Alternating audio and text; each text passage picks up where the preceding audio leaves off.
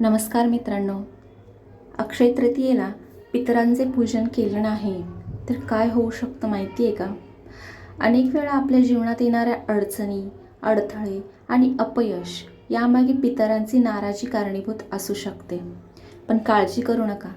आजच्या या व्हिडिओमध्ये मी तुम्हाला सांगणार आहे की अक्षय तृतीयेला पितरांचे पूजन कसे करावे, कोणती योग्य पद्धत आहे आणि पितरांचे पूजन करताना कोणत्या चुका टाळाव्यात.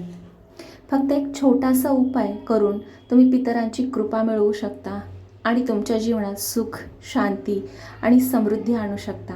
म्हणून हा व्हिडिओ शेवटपर्यंत नक्की पहा. नमस्कार मित्रांनो, आज आपण एका अतिशय महत्त्वाच्या आणि पवित्र विषयाबद्दल जाणून घेणार आहोत. अक्षय तृतीयेला पितरांचे पूजन कसे करावे.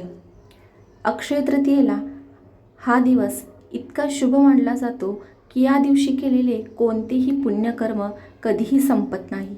विशेषतः पितरांसाठी केलेले कार्य त्यांना शांती देतं आणि आपल्या जीवनात सुख, समृद्धी आणि समाधान आणतं. मित्रांनो, आपल्या जीवनातील अनेक अडचणी, अडथळे आणि अपयश यामागे कधीकधी पितृदोष कारणीभूत असतो आणि त्यासाठी अक्षय तृतीया हा दिवस पितरांना प्रसन्न करण्यासाठी अत्यंत उत्तम मानला जातो. आता पाहूया या दिवशी पितरांचे पूजन नेमकं कसं करावं. सर्वप्रथम सकाळी लवकर उठून स्नान करून स्वच्छ कपडे परिधान करावे. शक्य असल्यास पांढऱ्या किंवा हलक्या रंगाचे कपडे घाला. घरातील देवघर स्वच्छ करा आणि पितरांचे फोटो असल्यास ते स्वच्छ ठेवा. यानंतर एका स्वच्छ ठिकाणी पितरांसाठी एक छोटासा वेदी तयार करा. त्यावर पितरांचा फोटो ठेवा आणि समोर एक दिवा लावा. दिवा शक्यतो तुपाचा लावा. मित्रांनो, आतापर्यंतची माहिती तुम्हाला उपयोगी वाटत असेल तर व्हिडिओला लाईक नक्की करा. यामुळे अशा माहितीचा फायदा अजून लोकांना होईल. आणि अजून एक महत्त्वाची गोष्ट पुढे सांगणार आहे जी 90% लोकांना माहीतच नसते. त्यामुळे हा व्हिडिओ स्किप करू नका. आणि तुम्ही अक्षय तृतीयेला काय करता ते कमेंटमध्ये नक्की सांगा. मला वाचायला नक्की आवडेल. जर तुम्हाला पितृदोष दूर करायचा असेल तर पुढचा उपाय खूपच महत्त्वाचा आहे, तो काळजीपूर्वक ऐका. आणि अशाच धार्मिक माहितीसाठी आपल्या चॅनेलला नक्की सबस्क्राईब करा आणि बेल आयकन नक्की दाबा, कारण पुढचा उपाय तुमचं आयुष्य बदलू शकतो.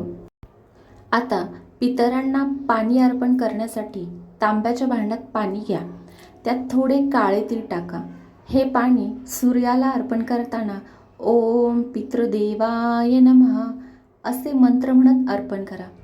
यानंतर पितरांना आवडणारे अन्न तयार करा, जसे की भात, वरण असेल, भाजी, एखादा गोड पदार्थ इत्यादी. हे अन्न एका पानात वाढून पितरांसमोर ठेवा. मनापासून त्यांना नमस्कार करा आणि त्यांना हे अन्न स्वीकारण्याची प्रार्थना करा. मित्रांनो, या दिवशी कावळ्यांना अन्न देणे हे अत्यंत महत्त्वाचे मानले जाते, कारण कावळा हा पितरांचा दूत मानला जातो. त्यामुळे शक्य असल्यास घराबाहेर कावळ्यांसाठी अन्न ठेवा. त्यानंतर गरीब आणि गरजू लोकांना अन्नदान करा.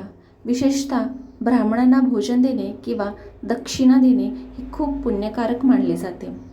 या दिवशी पितृगायत्री मंत्र किंवा ओम नमो भगवते वासुदेवाय हा जप केल्यास पितरांची कृपा मिळते. संध्याकाळी पुन्हा एकदा दिवा लावा आणि पितरांचे स्मरण करा. त्यांच्या आशीर्वादासाठी प्रार्थना करा. मित्रांनो, हे सर्व करताना सर्वात महत्त्वाचं म्हणजे तुमची भावना आहे. मनापासून केलेली प्रार्थना आणि श्रद्धा हीच सर्वात मोठी पूजा आहे.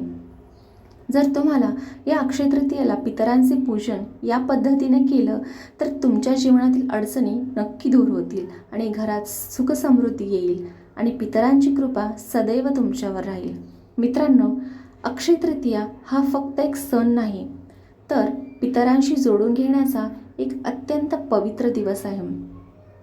जर तुम्ही आज सांगितलेली पद्धत मनापासून केली तर पितरांची कृपा तुमच्यावर नक्की राहील आणि तुमच्या जीवनात सुख, शांती आणि समृद्धी नक्की येईल.